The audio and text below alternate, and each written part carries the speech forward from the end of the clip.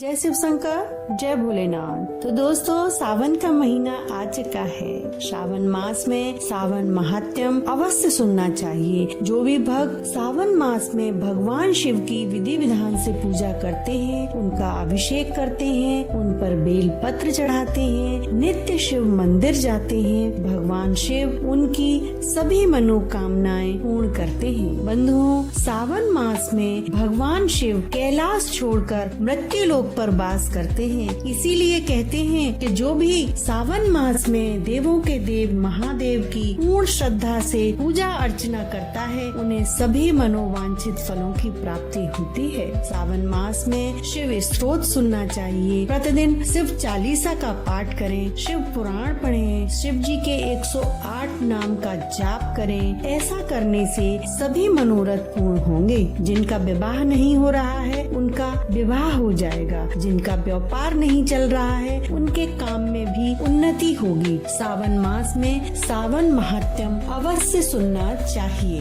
बोलो पार्वती पते हर हर महादेव। मुनि शौनक जी ने सूत जी से पूछा कि हे महाभाग, आपके मुख से हमने बहुत से आख्यान सुने, फिर भी तृप्ति नहीं हुई है। मुझे कुछ सुनने की इच्छा बढ़ती जा रही है, जिसके सुनने मात्र से मेरी अन्यंत्र श्रवण करने की इच्छा ना हो। ऐसी कोई कथा मुझसे कहिए। आपने तुला राशि का सूर्य होने पर कार्तिक मास का महत्तम और मकर का सूर्य होने पर माघ मास का महत्तम और मेष का सूर्य होने पर वैशाख मास का महत्तम सुनाया है। इन मासों के गुण धर्म भी क्या हैं, आपने समझाया है। इन मासों से भी उत्तम अगर कोई महीना है जो परम पिता परमेश्वर को अति प्रिय है, तो मुझे विस्तार पूर्वक कहें। हमारे मन में उसे सुनने की बहुत अधिक लालसा है। सूत जी ने कहा, आप सब मुनिगण सुने, आपके कहने से मैं प्रसन्न हूँ और आपके लिए मुझे कोई भी बात गुप्त नहीं रखनी है। दम रहित होना,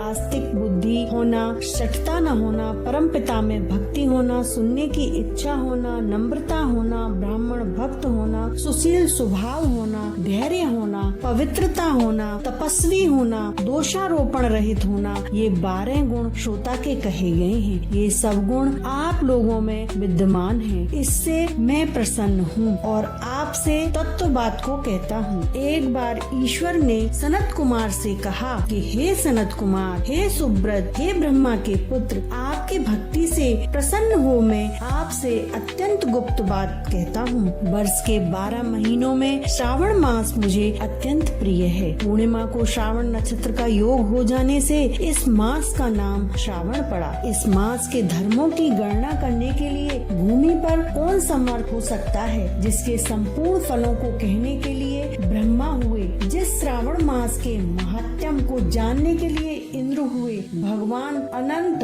जिसके फल को कहने के लिए 2 सहस्त्र जिह्वाएं धारण की। अधिक कहने से क्या, इस मास को देखने तथा कहने की किसी में भी सामर्थ्य नहीं है। हे मुने, अन्य मास इस मास की कला को भी नहीं प्राप्त कर सकते। संपूर्ण मास व्रत रूप है, सारा श्रावण मास धर्म रूप है। इस महीने में कोई भी दिन व्रत शून्य नहीं देखा गया है। इस मास में सब तिथियां व्रत वाली हैं। सनत कुमार ने कहा, हे भगवान, आपने जो कहा, इस मास में कोई भी दिन व्रत शून्य नहीं है। इस महीने में तिथि भी व्रत शून्य नहीं है। हे श्रेष्ठ, आप मुझसे कहें, कौन तिथि में कौन व्रत होता है, किस बार में कौन व्रत होता है, उस व्रत का अधिकारी कौन है, फल क्या है, विधि क्या है, किसने इस व्रत को किया, उद्यापन विधि क्या है, देवता कौन है, पूज्य कौन है, पूजन सामग्री क्या है, प्रधान पूजन किसका होता है, जागरण विधि क्या है, किस व्रत को कौन समय है। हे प्रभु, वह सब मुझसे कहें। श्रावण मास कैसे आपको प्रिय हुआ, किस कारण से यह पवित्रतम कहा गया, इस मास में कौन अनुष्ठान करने योग्य है। हे प्रभु, मुझसे कहें। आपके समक्ष मुझ मूर्ख को प्रश्न करने का कितना ज्ञान हो सकता है। पूछने से जो रह गया है, वह सब भी आप मुझसे कहें। प्रथम अध्याय समाप्त हुआ। चैनल को लाइक करें, शेयर करें, सब्सक्राइब करें। दूसरे दिन की श्रावण मास महात्म्य कल अवश्य सुने। हर हर महादेव।